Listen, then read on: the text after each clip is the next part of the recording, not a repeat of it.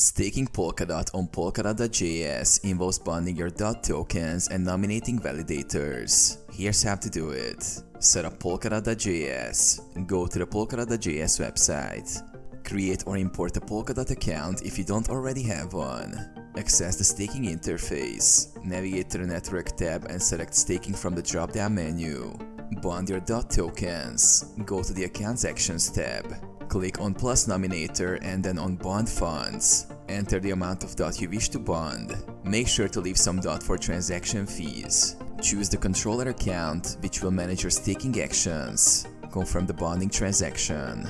Choose validators. Click on Nominate to select validators. You can choose multiple validators to spread your risk.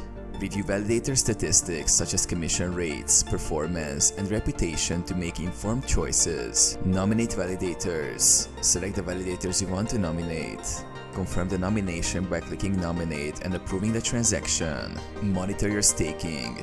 Regularly check the staking section on Polkadot.js to monitor your staking rewards and the performance of your nominated validators. Adjust your nominations or unbond your tokens if necessary.